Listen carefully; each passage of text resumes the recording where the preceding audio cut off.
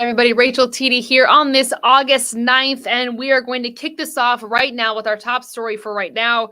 We are hearing from migrants for the first time since they were bused to the capital region from New York City. And we told you yesterday that local and state lawmakers gathered in Albany accusing the company .go of falling short of its promise to provide food and adequate living conditions to the people now living in local hotels.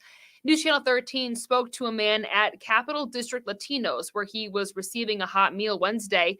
We're not showing his face on camera because migrants say they've been told by Go not to speak to the press.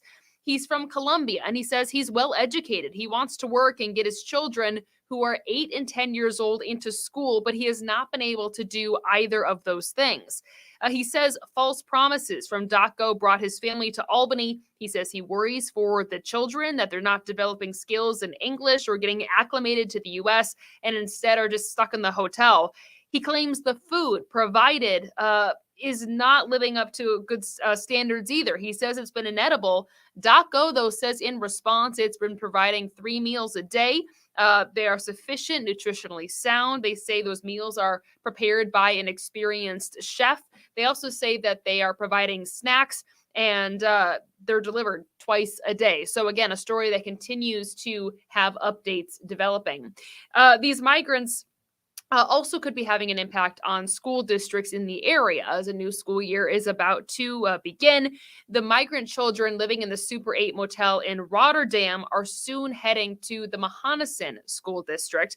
And the school superintendent says now they do have the numbers. They're preparing for 70 school-age children who speak 3 or 4 different languages. Yesterday, the school did a face-to-face welcome event for families staying at the motel in Rotterdam, and they registered 55 children so far, and they screened for English. They also passed along some of the donations collected for the migrants, including clothes and toys.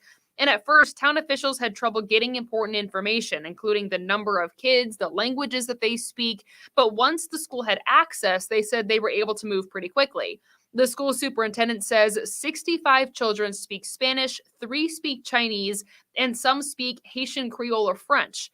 The school is hiring 2 ENL teachers, which is English as a new language.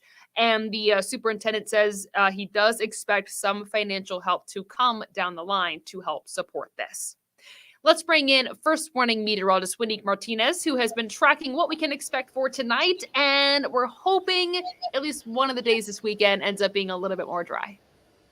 Yeah, we'll have one day that's more dry than the other this weekend. But the good news is, although we're expecting rain, it will not be a washout by any means. So still a good weekend, and we'll dodge those spotty showers on and off. But look at that on our First Warning live Doppler radar. Quiet and dry right now in the capital region. It was a little gusty today, but winds have since calmed down, coming in from the southeast. Current temperatures right now at 75 degrees on our CDP HP First Warning cam in Lake George. So tonight is a great night to get outdoors, soak up the last few bits of summer that we have. It's warm and dry tonight in the mid 70s and mostly clear. Dew points are also very comfortable right now in that pleasant range. Dew points are expected to increase slightly tomorrow. So if you are sensitive to that humidity, again, tonight would be a great night to enjoy this pleasant weather that we're having. Clouds start to increase tomorrow ahead of that next approaching system. By tomorrow morning, we'll have increasing clouds, but it looks to be dry. So for your morning commute, you're not dodging any spotty showers just yet. But by lunchtime, we can see those showers start to emerge as that next low pressure system sweeps in from our south.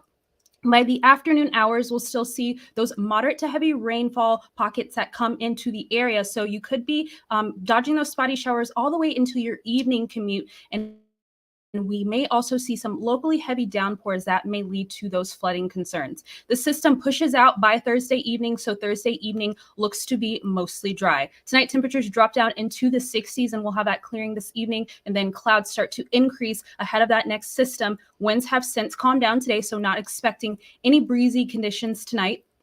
Tomorrow, temperatures will be in the lower 80s. We'll have some morning sun, so your day starts dry, but then we'll have those showers and storms that will start to redevelop in the forecast. On Friday, we're looking at another dry day with high temperatures in the upper 70s. Sunday looks to be the better day of the weekend, so if you want to maybe plan anything outdoors, Sunday would be the better day to do so. High temperatures will stay in the 80s for most of the week, and then we'll drop back down into the upper 70s by Wednesday.